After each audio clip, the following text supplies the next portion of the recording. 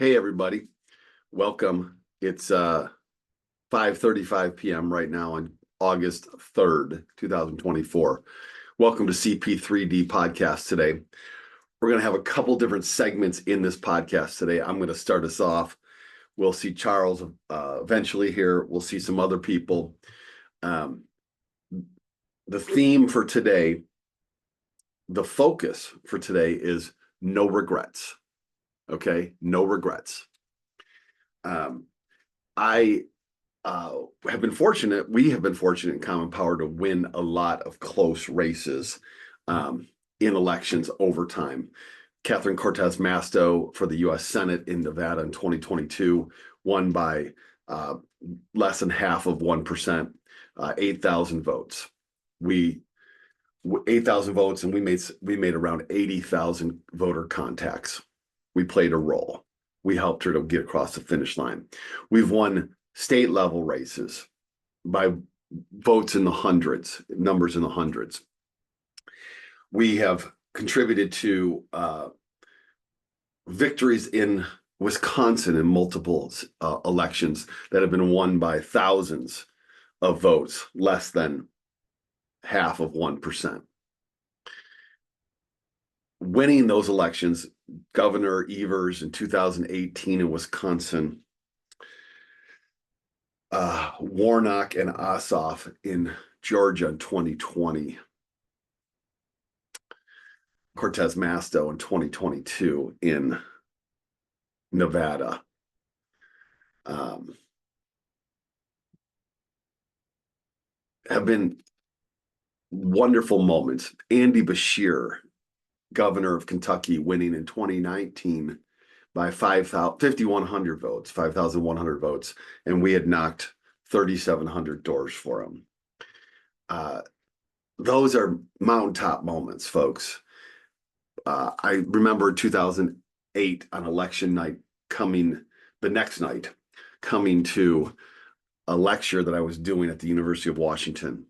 And it had been a series that had gone on for much of the campaign. I first started doing my lectures in 2007, and then I continued them because we were having such a great time through 2008, and then had the last one scheduled the night after the election. And I remember coming in and just sick, exhausted, but feeling so fulfilled. No regrets. Folks, no regrets. We recently had a donor who made a significant donation to us that was unexpected. It had been like the fourth or fifth major donation this person had made to us this year.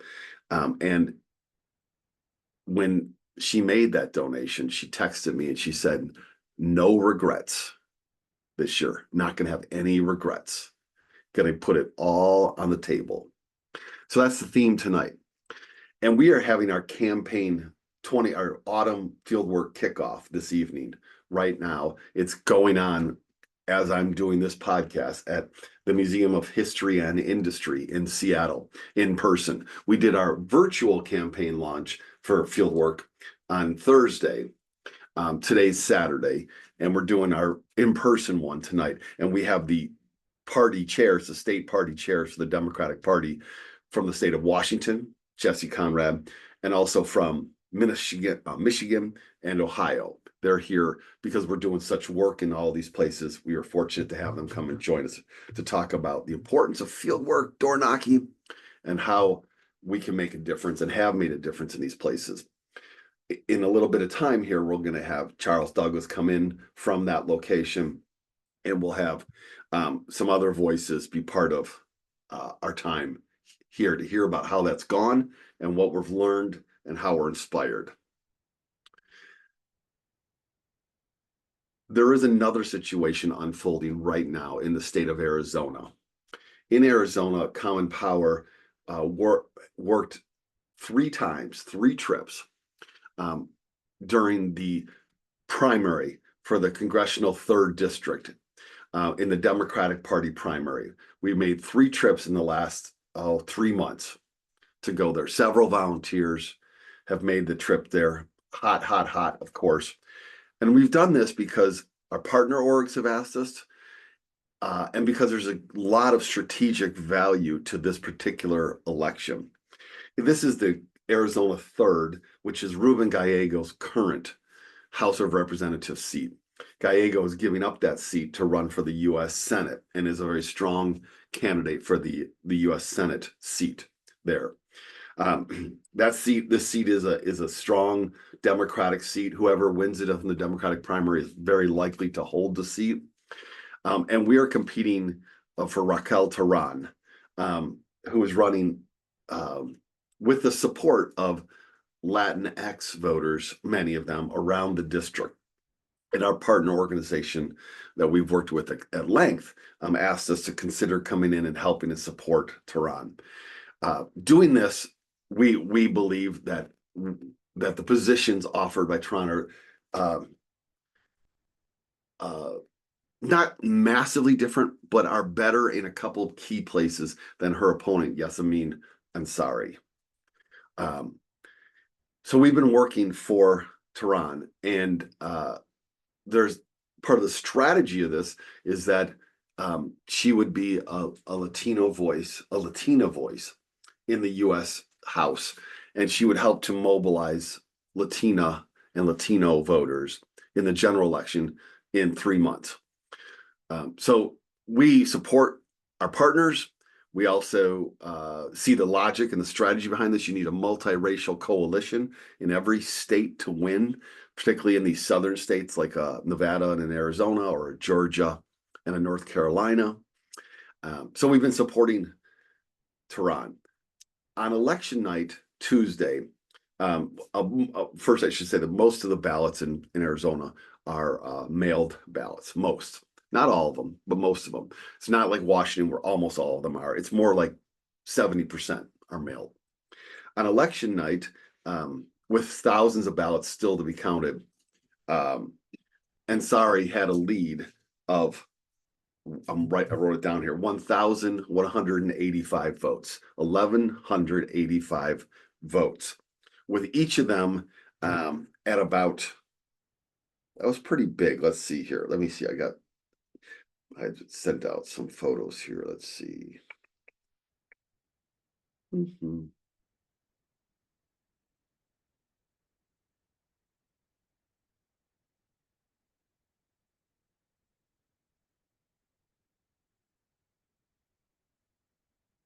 With each of them at about 16,000 votes at the time. So the lead was 1,185 votes, and it looked quite insurmountable for Terán to catch her.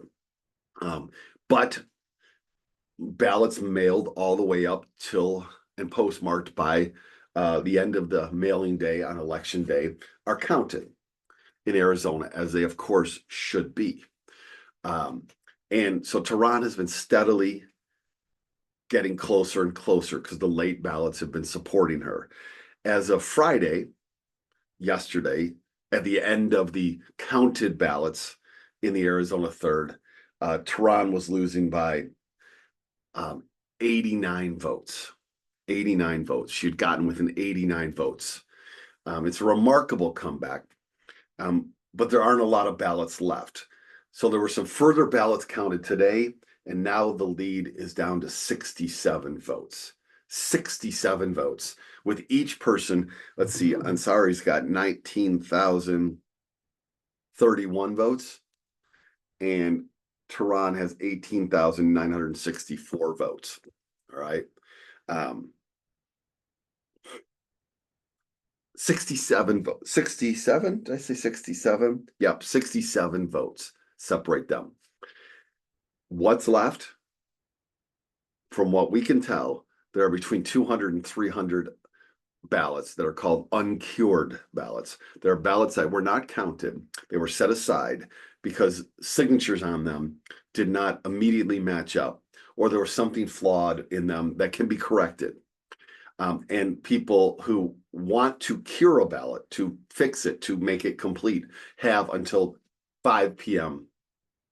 Arizona time tomorrow to do this. And there are between 200 and 300 of these ballots. Now, Terán would have to win these substantially. Basically, If let's say 150 of them get counted, I would have to win them 110 to 40 to take the lead. But late ballots, and particularly when they favor progressive communities, tend to, particularly when strong progressives on the ballot, tend to favor the progressive candidates. So right now we are supporting our partners in trying to cure those ballots, which means you have to contact the voter and let them know that their ballot has not been counted. We have no idea who they voted for. So the reality is you contact everybody. But you know the names of people that haven't been counted. This is public information. Uncounted ballots, the names are there because then you as a citizen can go and look and see if your ballot was counted. So the names are available, and the public voter files makes their place of residence is available. So right now, furiously, candidates, both Ansari and Tehran, are furiously trying to contact these uncured ballot people, these uncured ballot voters. This is an example of how elections can come down to just a couple votes. And as much as I've enjoyed and we've enjoyed winning very close elections, the pain of losing very close elections is actually asymmetrically much greater. The pain is so great. In 2020, Common Power supported Rita Hart in the Iowa 3rd Congressional District, and she lost by 6 votes to Marionette Miller Meeks. It was the closest federal election in the country in 2020. And we were working remotely, doing everything furiously, and Miller Meeks pulled it out over Hart. Just crushed us. In 2018, Ron DeSantis for the governorship in Florida won the governorship over Andrew Gillum by 33,000 votes, which is a lot of votes, but in a very large state like Florida, it's actually 0.4%. 0.4%. So less than half of a percent. That loss by Gillum, DeSantis's victory, was devastating for this country, for Florida, and ultimately for 1.4 million formerly convicted felony people who had done their time, their prison time in Florida, who are scheduled to get their rights restored, their voting rights restored, because of another initiative that was on the ballot that year that we did help pass called Proposition 4. This is Proposition 4 right here. Vote yes on 4 because of second chances. That initiative passed with 65% of the vote to restore voting rights to formerly felony incarcerated in Florida. We helped get that done. Thrilled. But when DeSantis beat Gillum by 0.4%, DeSantis and the Republican legislature then had the ability to decide how to implement that new law. And they've made it nearly impossible for these folks to get their voting rights back, with all kinds of legal risks involved. That I will never get over that. Okay? I will never get over that. So today we're talking about no regrets. Our campaign launch for our fieldwork this fall is about having no regrets at the end of this election cycle, giving it everything we've got. We launched on Thursday remotely with several hundred people on that call. Tonight, great turnout at the Mohi. People hearing from these party chairs, from Charles Douglas, our executive director, from Ben Trong, our head of fieldwork. Folks, we need everyone's time and treasure. It is 94 days till election day. All right? 94 days. Let us have no regrets at the end of this. We will keep everybody updated on the Arizona 3rd. We will find out more in the next 48 hours. In fact, we'll find out definitively in the next 48 hours, although there will almost certainly be a recount after that. But let us take this as our marching orders. Let us understand the assignment that if we lose by 48 votes or something like this, let us feel that we gave it everything we had. And if we give it everything we had, we got a great shot to come out on the right side. So let's go see what's going on with the folks at our campaign kickoff at the Mohai. All right, folks, through the magic of technology, we're joined live by Pooya Suri from the Museum of History and Industry. Right now, Pooya, part of our incredible team that's been running this event. Pooya, you're like a reporter on the scene. Okay, so tell us what's going on? What crowd size? What was going on? Yeah, so we started about 2 hours ago. We had over 200 people who were here. Oh my! We started off with folks coming inside to get some of the information around traveling, around how to sign up to register for teams and things of that nature. Get some food and refreshment, and then we had the amazing panel led by our executive director Charles Douglas. We had Shasta Conrad for chair of the Washington Democratic Party. Liz and Labora as well from Michigan and Ohio. It was an amazing panel talking about what's at stake in these states, why people need to go there, and also learning more about some details on the ground field that is happening in these states, why people need to go there. So it was amazing. And we just wrapped up the panel. People are walking around, mingling, and asking more questions. It's great. And so they're here, the Ohio State Democratic Party chair and the Michigan State Democratic Party chair, because you, and maybe you specifically, but at least we as a fieldwork team have gotten connected and built relationships with these folks, right? That's right, yes. Labora Barnes, she is the Michigan Dem chair. There has been a relationship with her since Plum Power's been going to Michigan since 2018, right? Ohio, same process. Liz actually mentioned that we were there in March to knock on doors for Sherrod Brown and others for the primary. She called us out, which was lovely. So yeah, it is because we show up. It is not because we are just out here in Seattle sending a letter to be like, hey, can you show up? They know who we are, and we have built this connection because we show up on the ground. Okay. And, I'm just going to say that the reason I'm not there is because I'm not feeling very well. And although we look good on the COVID front, the reality is that you just never know these days. So I'm here holding down the fort on a variety of fronts. And one of the things that, because I'm here, I get automatic notifications when people make online donations to support us when they send their treasure. So in the last 2 hours, we've gotten a number of online donations, folks. Treasure and time, time and treasure, treasure and time, time and treasure. We need it all to support this work this fall. Thank you all. Okay, Pooya.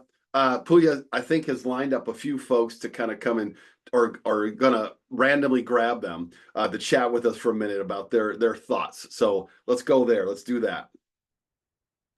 Lovely. All right, I'm gonna pull a couple folks for you all to talk. First one right here, I got Trina, and she's one of our leads for state of Ohio, actually. So give me one moment. Sure. I'm just gonna have her join us.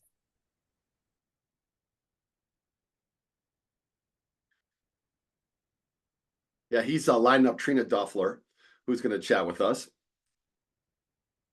And it was a couple months ago, I was in a restaurant at University Village. All right, David, I got Trina. And Trina came over and said, hey, David, we started chatting there at U Village. So Trina, good to see you. The podcast man. Yes. How's it going? And what is your takeaway here today from this event? What's your feeling and your thoughts? So much beautiful energy here, just like countrywide. We're just all rising. It's just ebullient, happy, it's joyful. It's the hopium of the masses, it's really upon us. So I'm so excited to be here doing this with you guys now. And you're working in Ohio, is that right? Yep. Why? Well, because you sent me there. And because, top of the ticket, and then Sherrod Brown is a longtime labor senator. Somehow he's maintained this blue Senate seat in the cherry red Ohio all the time. And there's 3 Supreme Court seats, one of which would flip the Supreme Court to the Dems, huge for enshrining reproductive rights. So yeah, lots going on. A couple of longtime seats in the Congress to keep there. It's a lot. There's a lot going on in Ohio. Who knew? And then of course there's the VP, which juices the whole trip. Come on, it was going to be just some red state we were going to do, but now we have the VP. Totally. Yeah. And Trina, how many trips do you think you've done with us? How many? Trips like number 6 or so. Okay, and it costs money, right? You've had to devote money to do this. Lots of money. Yeah, okay. But why? I mean, what's the things that you take with you off of all of this? Oh, I fall in love with the human race every time I go with you guys. More. I really understand why we're salvageable and we're worth fighting for. At the doors, you meet people in these little slivers of their lives. In terms of this rich view of the fabric of the country, it's uplifting and inspiring. I'm so surprised. I'm a gregarious introvert, so this was not a given for me. But every time I go, I feel better and better about my fellow humans. Okay, all right. Yeah. Hey, selfish, totally selfish on my part. Not totally altruism. selfish, like because you get so much, right? Yeah, it was my anti-panic, anti-anxiety, remedy for the last however many years. 12. Yeah, great. I got one more person for you, David, as well. Thanks, Trina. Thank you. Thanks, Trina. I appreciate it. All right, I'm here with Janice. Hey, David. We're doing our podcast. Hey, Janice. If you want to just get a sense of how you doing, how this is feeling. Oh my gosh, this has been exhilarating, David. Wish you had been here. You would have loved it. There's so many awesome people, and the team did such a great job sharing what Common Power is about. There's a ton of enthusiasm. Volunteers are coming out of the woodwork. Very excited. And on my board, the state of Arizona, I have like 12 signups. Well, I started this podcast, you weren't hearing it, but the Arizona 3rd Congressional District is very, very close, right? And Raquel Tehran is now 67 votes behind with a couple hundred to go still, all right? So that was our work there in the spring, and then we'll be working there again in the fall. So Arizona is so important for us. Is that where you have spent a lot of time? Sorry, say again. Say it again, David. Is that where have you been working in Arizona already? Or No. No, I'm just starting. I've been Georgia and North Carolina in the past, but I just signed up for all 4 of the Arizona trip. So I took the set to totally immerse myself in there. So it costs a lot of money, these trips, right? It costs money, but you've made some decision that this is worth it. Yeah, but it's time or treasure. I'm doing both. All right. Are you leading? Are you co-leading our Arizona team? I am. Yeah. Wow. Yeah. It's a great team of leaders. They're really a good team. Really solid. Good job to everybody building out that team. Is Puya been training you all? Yeah. Yeah. How's he doing? What for you? Yeah. Yeah, this is my performance review live. Let's do it. I'll have to. I already gave a really great update on Puya. He's awesome. I sent an email to the team and said what a great job he's done. I'm just elated to be working with him. He's super solid, super powerful guy. Janice, have you ever done any work politically before Common Power? No. Common Power is my first. So thank you for this. Wow. Thanks for bringing me in. It's so much better than not taking action, isn't it? So much better. Yeah. Oh my gosh. Yeah. Yeah. Turn all the concern, the worry, all the angst into some action. You feel a lot better, right? Yeah, totally. Yeah. Oh, thanks a ton, Janice. Thank you so much. 4 trips. Thank you. All right, I got some other folks for you as well. Right here. All right. Doesn't Puya look like some kind of music rock star here with the hair and everything and the glasses? Yeah, they got music. We got live music, which is amazing. But real quick, give me one moment. Yeah, no problem at all. 4 trips for Janice and Trina. Trina is just she used the word ebullient. Wow, I mean that's a big word to describe how she's feeling. Yep.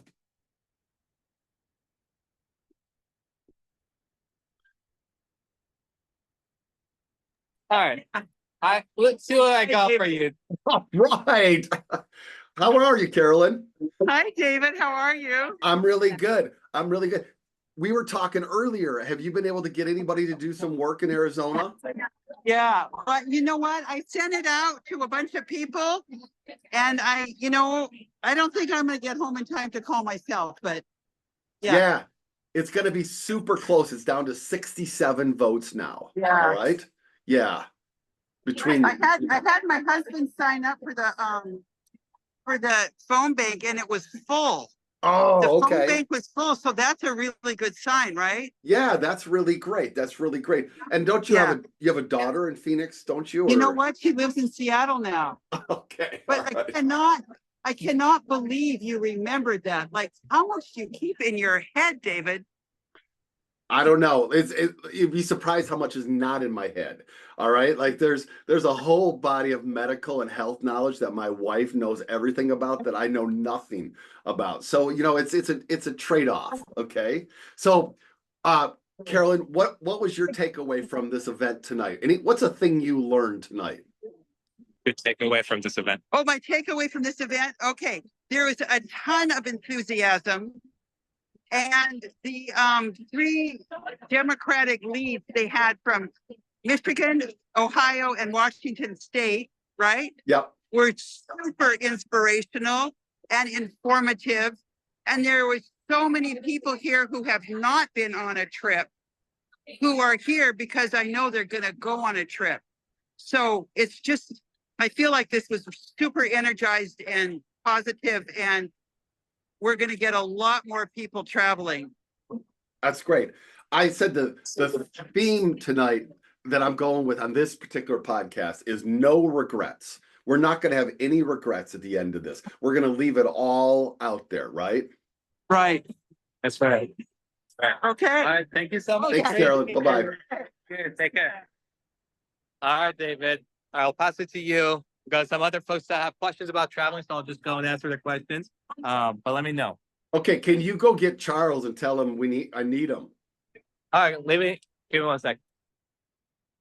So I love hearing and seeing the kind of energy. Oh, there he is right there. And the kind of ebullience Let there. Puya go talk to volunteers. Go, get out of here, man. So man, I heard you wrote a song or something. Okay. Oh, you missed it. I did a whole performance. It was a reveal of my band. It's called CP3D. I don't know. What do you think of that name? I started. I like it a lot. You're smart to not have told me about it. That's pretty smart. Okay. That's yeah. Good. I mean, I hate to break it to you, but we're starting our own thing. So what is this podcast about? What are we doing? This one's called No Regrets. Okay. No regrets. Good. That's good. So no regrets that if we lose by 30 votes or win by 30 votes in any race, we're going to feel like we left it all on the field. Okay. Oh, 100%. And 100%. People are so dang fired up. I saw you talking to people, and I mean, person by person by person, people are energized, not just by Kamala, but by the work and the community we're building. Yeah. No regrets at all. None. Zero. yeah. And so I know we had a kickoff on Thursday where we had a couple hundred people on that for people who weren't living in Seattle, right? Or didn't Right. want to come out to this. And then Puya said another couple hundred tonight. Yep. Oh yeah. And half of the room were brand new people. He sent me a couple photos and I really didn't recognize a lot of people. Yeah. Oh yeah. There were our diehards that were here, and all of them that came up to me were like, I'm here, and here's 2 or 3 other people I brought with me. Somebody who had gone on a learning tour, who's now going to do a house party for us at the end of this month. He was like, I brought my daughter, who's a Gen Zer, and she brought 2 of her friends. All right. Okay. So it is starting to, I think that Kamala's candidacy has opened up kind of who people welcome into this work. And it's just, the word of mouth is carrying the good name of Common Power everywhere. Okay.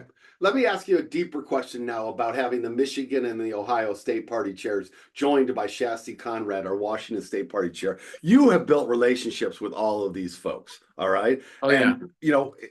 And, we're all partners, them with us with them, but relationships, actually person to person, really are crucial to all of this. How has this come about that we got We got 2 from the Midwest and then Chassis on a panel at the Mohi today. Okay. So it's really at this point in our timeline, it's really that our reputation precedes us. Okay, so when we reached out to the chairs in Ohio and Michigan, they already knew about Common Power. Mhm. They'd already heard from the rest of our work in other states that we were the real deal, because people like this are a part of the leadership. All right. and carry that work around. He's asking why is it that the chairs of Michigan and Ohio know who we are? What's your take on that? Because we do good fucking work, David. You can tell she's super. Ben delivered one of the most energetic, most on fire calls to action that has ever been at Common Power. Okay, Wow. ever in the history of 2 dudes running, starting this organization as a full-fledged political org. She brought the house down. She completely brought the house down. And we're gonna have to like find video later of it. And then I got to hear about all of the people who had seen her on the Thursday event. Bye, Maria. And we're like, this organization is great and this work is great, but who is that woman? Somebody said that. They were like, Yeah. who is that woman? And then somebody else was like, she's only 26. And they're like, no way. Well, funny that they were celebrating Ben here, because Ben. Don't say it, David. Don't say it. Don't say it. Don't say it. I know this is a podcast. Don't say it. Well, it's a special day in Ben's world. Okay, today, Yeah, that's right. it's a special day in Ben's world. And we because we work in an organization where special day, there's a lot of people, and when they like to celebrate special days, that's the thing about our organization. All right. Yeah. And so there's been a lot of celebration of Ben today. Very deserve it. Ben, you have made your way, hard work, energy, determination every step of the way. And I really feel like I can retire at this point. I feel that you all have got this It's going. money, David. I can't do that. You got this. Look, the state party chairs, like they're like, hey, Ben, hey, Oh, yeah. Charles, okay? Oh, they Right? are, yeah. So it's our work that speaks for itself, okay? And then it's the fact that when we arrive, we're like, hey, listen, we've got 36 people here, and they are well versed in using the technology. Yeah. They know how to talk to voters. They're fired up about this election, and also they're gonna do whatever you tell them to do. We don't have any advice for you. We don't have any data that we think we've read that to change your strategy. We're not going to analyze your maps. We're not going to complain. We're not going to do any of that. We're going to just keep our heads down and do good work for democracy. And that, when you tell them that, they're like, oh, that's great. Yeah. And then they see it happen on their own grounds. Okay. Yeah. And then they see like it happen day in and day out. They see the hundreds and thousands of doors that we do in a day. And it was crazy because in Ohio, we started working, and Liz the chair hadn't planned to come down and talk to our volunteers. It was when she saw the numbers come through of the doors that we were hitting. She was like, I got to go down there. I got to go down there and talk to the volunteers. Same thing just happened in Nevada, where, we're knocking on doors, and, 2 days in, because they're seeing the numbers come in, and not just the number of doors, but how good we are at converting those doors to actual conversations. They were like, we'd like to buy you guys dinner. They were like, we'd like to buy drinks for your leaders. We'd like to come down and have all our people to come and talk to you and address your volunteer group. And it was like, by the last day, we had a line of elected officials and other important hoo-has in Nevada who were like, we are just here to talk to you all. That's why we're here. So, it's earned, man. It's really, really earned. I want to ask you a question about the ballot initiative in Ohio. Was that discussed at all tonight? It was to some degree. Okay. But she was basically like, it is. Oh, well, what's your question? Well, in several states, Common Power has helped Can to we pass just use voting the- reforms and voting advances. All right. Michigan has been one of our great success stories.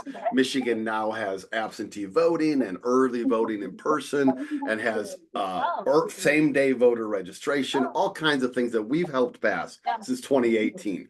We've also had automatic voter registration passed in the state of Nevada, in Pennsylvania. And so this particular year in Ohio, they have a ballot initiative that would create a new, I believe, a new independent redistricting Yes. group that would draw the the U.S. House and the state House districts fairly. And it has been a whole shit show in Ohio for the last Yeah. several years around their districts, in which the state legislature, Republican dominated, has broken the law time and time and time again.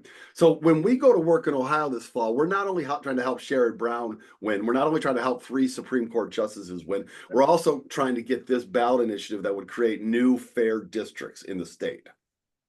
Yeah, she talked about how much of a tipping point Ohio is on right now. Okay. And it's so interesting because when you look at the presidential map, you know, it's red. And so people just kind of like, they kind of forget about it. You know, she actually mentioned how she doesn't receive as many funds because it's not electorally a priority. And then she talks about all these things that could tip it the other direction, right? Fair maps in Ohio changes that from a red state. But she also, she talked about the initiative that happened, was it last year? The abortion rights one? The abortion rights, yeah, that one that happened, and how, you know, it's evidence of things being on the cusp of a major change. And, you know, this is not something where Ohio becomes Washington State, right? But it's something where maybe Ohio has a chance of being like more like its neighbors. Yeah. And now we've got a real shot.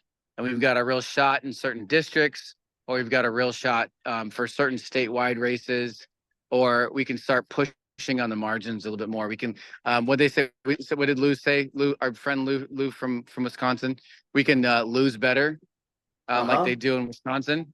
And that's, I mean, it really made me think about Ohio differently, and it made me think about the other states that we've kind of, you know, tossed away as, you know, tertiary priorities, and, you know, maybe raise them up and put in some more resources behind them. Okay. And last question for you. Yeah. Did they all, what was the kind of, did anybody say anything specific about any of the states, Washington, Michigan, Ohio, where changing from Biden to Harris is a major shift? Oh, every single one of them. Every single one of them. It's a complete game changer. We talked about how generationally that's a big deal across the board. We talked about how they themselves are seeing record numbers of volunteers that are coming in. The interesting thing about that is that they said that what they're getting is an influx of amateur volunteers, for lack of a better term. And what they actually need are, because they have so many more of those, they need more common power folks to come. Okay. The end of it, the last thing I asked them was like, for the people here, because there are a lot of people for whom this is a brand new thing, they're trying us out. What's the case that we can make together? And I asked this to Lavora in Michigan and Liz in Ohio. What's the case that we would make together for these people to feel like hearing about these volunteers, this resurgence of people who are super excited now about the Democrats, hearing about them maybe feels like they don't need us anymore. And they were like, no. We need people who know better how to come into a state. We need people who know how to be better volunteers. And then Lavora, the African-American woman who's the chair of Michigan, said, I need you to come in so that I don't have to pay people to knock on these doors, because the people that I have to pay are not as good as common power volunteers. That was one of the most powerful things. I asked her to say it again because it was so powerful and so meaningful. And it's good for us to hear in this moment and to be reminded that, things are better and we've got a shot, and everyone's super excited, and also they still need us, and maybe they need us now more than they did before, Mm. because we've got to help train folks on how to be more like common power. All right, man. Outstanding. Thank you so much for that great event and for firing everybody up. And everybody, it's going to be a no regrets year. All right, this is it. That's right. This is it. No regrets whatsoever for all of us. We're working in Arizona to try to chase those ballots. We're down to 67 votes that Tehran is behind. We got a shot in the next 2 days. But whatever happens there, we'll know that we've given it our all. We've given it our all. So we got basically 3.5 months till election day. That's what we've got right now. Let's get it done. Let's get it Let's done. get it done. Okay, I'm hopping off. All right, man. See ya. See ya. Yep. See you later. And everybody, we're out. We're out for today. We'll see you tomorrow.